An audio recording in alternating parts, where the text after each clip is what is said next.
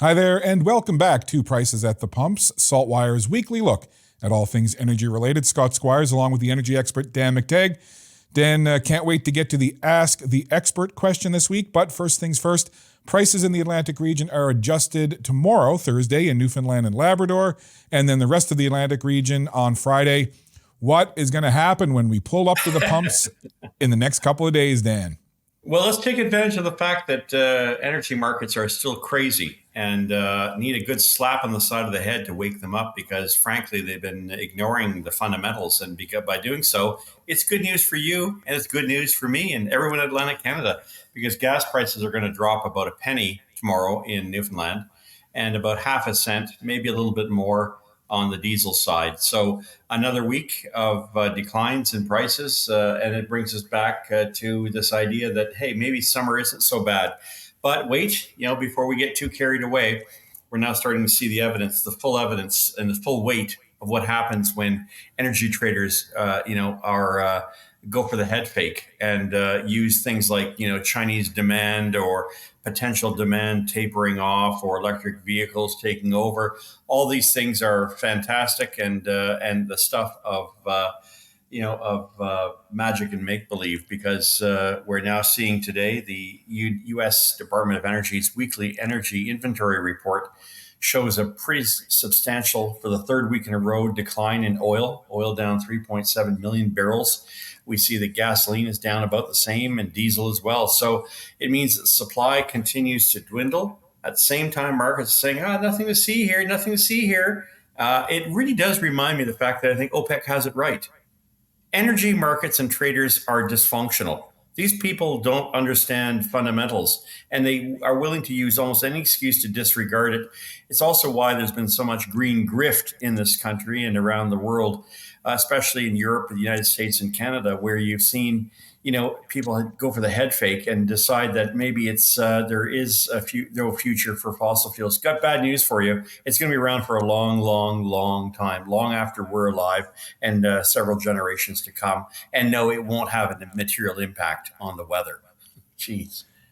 And Dan, we talk about fundamentals all the time, right? You're big on fundamentals, and you've laid out how kind of traders and markets now are more like stock market and not dealing in commodities like oil. So with there being such a disconnect between fundamentals and what we're seeing in prices, do you see that bubble bursting where all of a sudden fundamentals have to take over and all this other stuff falls to the wayside and then we get smacked with reality? What are your thoughts? What's your take on the potential of that fundamental bubble bursting? Well, ignoring it has significant consequences because when you need it most, say, in a time of accelerated demand or a crisis, hopefully not a geopolitical one, it's just not there. And all the navel gazing and the goofing around that has been going on by the large hedge funds and money managers who are, in my view, woke capitalists, folks that are too afraid of their own shadow and don't want to invest in these things.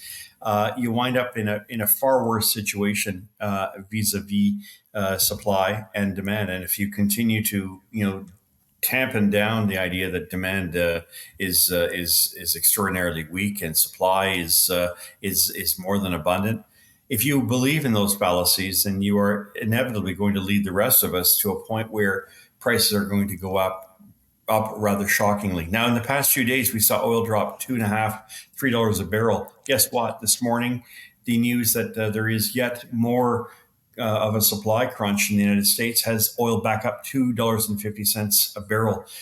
So, we really can't rely on markets to make the determination as to what is going on. Suffice it to say that, while it's good news for us in the short term, the long term is extraordinarily painful. And it does suggest that we are probably going to see, Scott, in the next couple of months, a rather dramatic and sudden throwback in terms of these prices moving back up. And it's going to be very uncomfortable, but it has a lot to do with the fact that those who are engineering this soft landing for energy are in fact leading us to a point where energy prices are woefully, inadequate in terms of incentivizing more production, and that's very dangerous for the long term.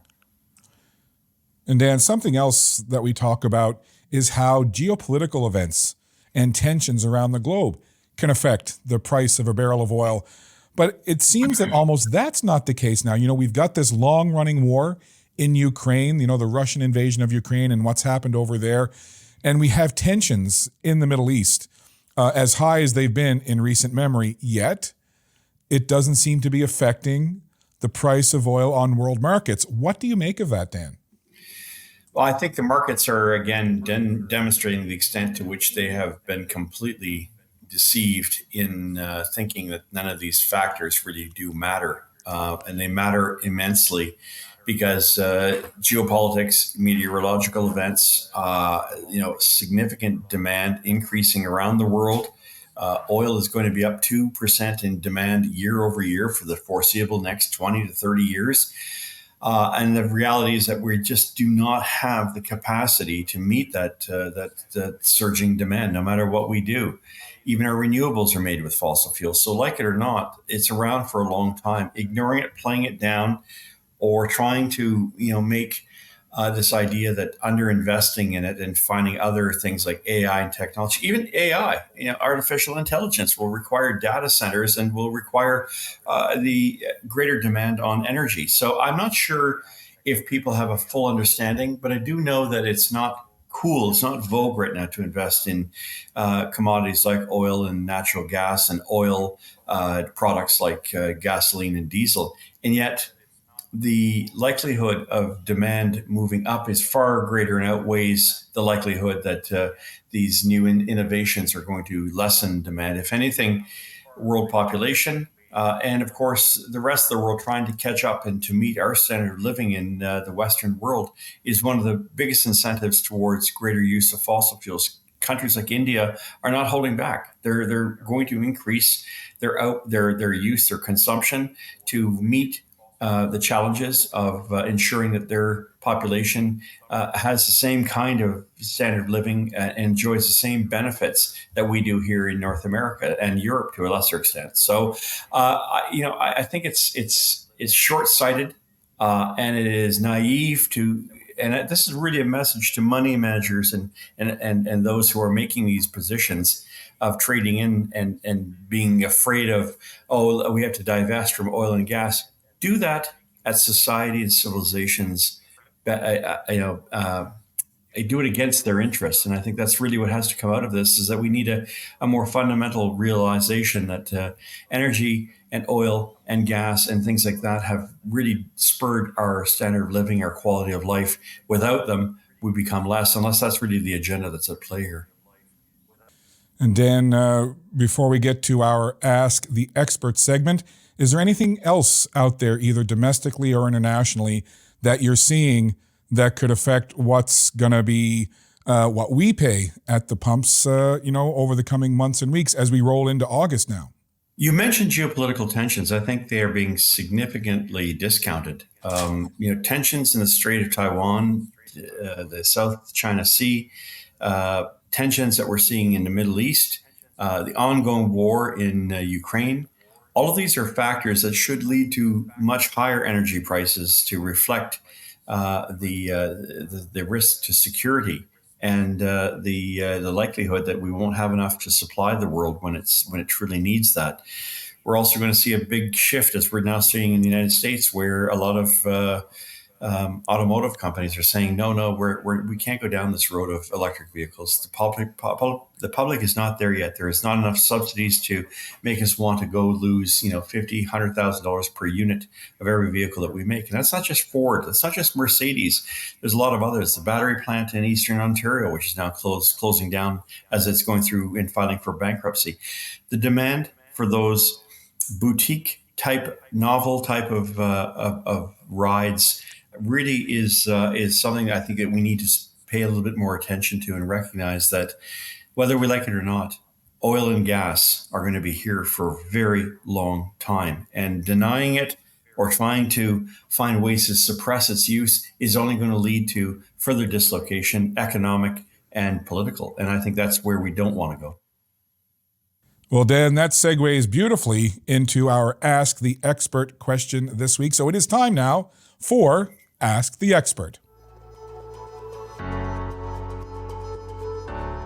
Okay, Dan, our question comes this week from Brett in Sydney Mines up in Cape Breton Island in Nova Scotia. And he asks, with so many pushing for the end of fossil fuels, should oil-heated homeowners and ICE cars, so that's internal combustion engine car drivers, be worried that one day there won't be any oil or gas for consumers? And again, I think he might be saying, will it almost be forbidden to make it available or to sell it? And again, that's from Brett in Sydney Mines.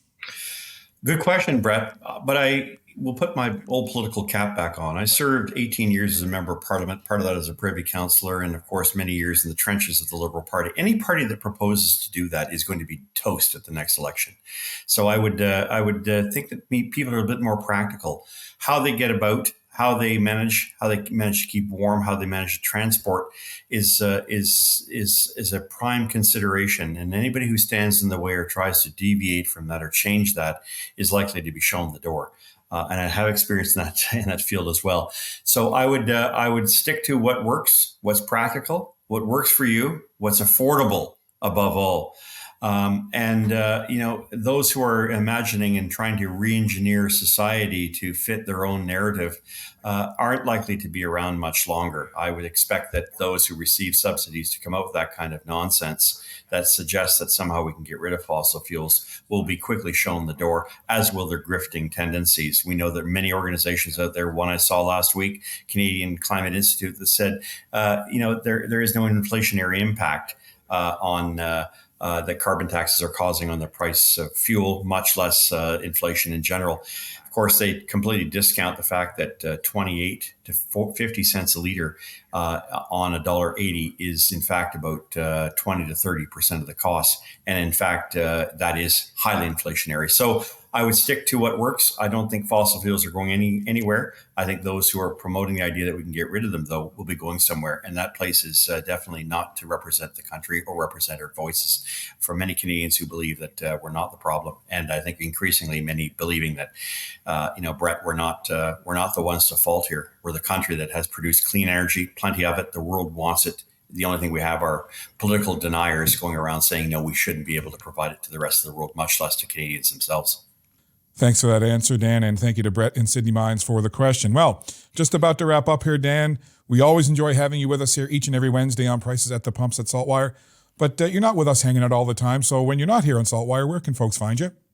Well, they can find affordableenergy.ca or president@affordableenergy.ca is where my email. And of course, you can always engage with me, if you will, on Twitter, Gas Price Wizard.